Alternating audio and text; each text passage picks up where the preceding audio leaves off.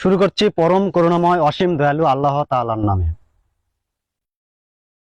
পিছনে দেখছেন অনেক দূরে কিছু মানুষ দেখা যাচ্ছে আলু রোপণ করতেছে। ধান কাটা শেষ, আলু রোপণ করতেছে। কিছু জমিতে আলু রোপণ করতেছে, আর অনেক জমি প্রায় ধান কাটা শেষ পতিত রয়েছে। অনেক জমিতে আলু সরিষা রোপণ করা হচ্ছে না। তো আমি সকালবেলা আমার নিজ গ্রামে বেড়াতে এসে এই জমির মধ্যে আসলাম, এসে এই ভিডিও করছি। আমার কথা হচ্ছে যে কৃষকের কৃষি উৎপাদনের সচেতনতা সৃষ্টি, এই সৃষ্টি থেকে আমার দুটি কথা আছে। সেটা হচ্ছে যে কৃষক, কৃষি কর্মকর্তা, সেই সাথে রাজনৈতিক দলগুলোর সেতু বন্ধন। আমরা ইউনিয়নে সাধারণত দেখে থাকি যে এই কৃষক এবং কৃষি কর্মকর্তার মধ্যে একটা দূরত্ব থাকে।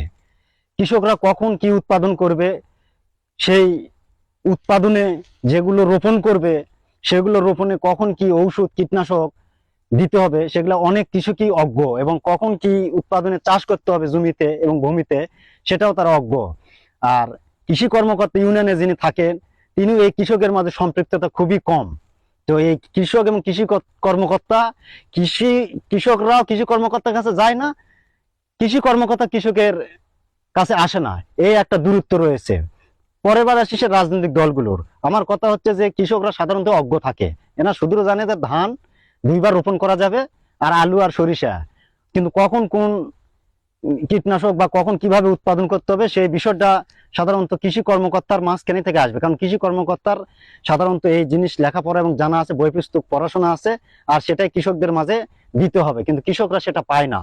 এখন বিষয় হচ্ছে যে কৃষি কর্মকর্তার যেসব কাজ, সেটা সরকারি ভাবে হচ্ছে যে কখন কোন কীটনাশক দিতে হবে, এটা বিভিন্ন জায়গায় মাইকিং করে প্রচার করে দেওয়া। পাশাপাশি প্রজেক্টরের মাধ্যমে বিভিন্ন ভিডিও ফুটেজ সান্ধ্যকালীন অবস্থায় কোন স্কুলের মাঠে বা কোন উঠান বৈঠকে এটা বিভিন্ন প্রজেক্টের মাধ্যমে কৃষকদের দেখানো। এবং কৃষকের জন্য একটা সাধারণত একটা অফিসে সাধারণত যোগাযোগের জন্য বিভিন্ন সংস্থা, সমবায় সংস্থার মাধ্যমে বিভিন্ন গ্রুপিং সিস্টেম করে একটা লোক সেট করে সেখানে কৃষি তথ্য সার্ভিস করে দেওয়া। এখন এই বিষয়টা কৃষি কর্মকর্তার মাধ্যমে খুব জোরালো।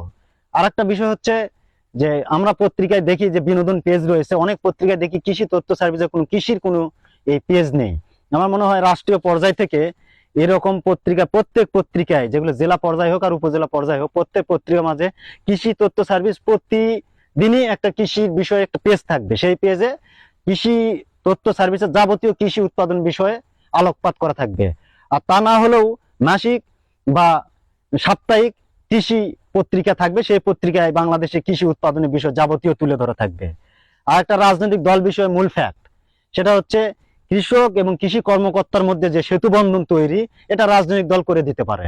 আবার রাজনৈতিক দল আরেকটা বিষয় হচ্ছে একটা ক্লাব স্থাপন করে ইউনিয়নে, সেই ইউনিয়নে ওখানে লেখাই থাকবে যে কৃষকদের জন্য সুযোগ সুবিধা, বিভিন্ন তথ্য সার্ভিস আদান প্রদান, এগুলো বিষয়ে আলোচনা কার্যক্রম শুরু হয়। এটা রাজনৈতিক দলের মাধ্যমে যদি করা হয়, তাহলে প্রতিদিনই হয়তো সকাল বিকাল বা দুপুরে কৃষকরা সেখানে যাবে।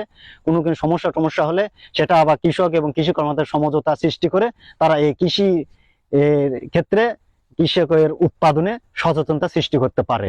এখন বিষয় হচ্ছে যে যে কারণে ভিডিও করা, সেটা হচ্ছে যে 2-4টা জমিতে যদি আলু রোপণ করে, সেই আলু রোপণে যদি আরো জমিতে যদি আলু রোপণ করে, তাহলে দেখেন আমাদের উৎপাদন কিন্তু বৃদ্ধি পাবে।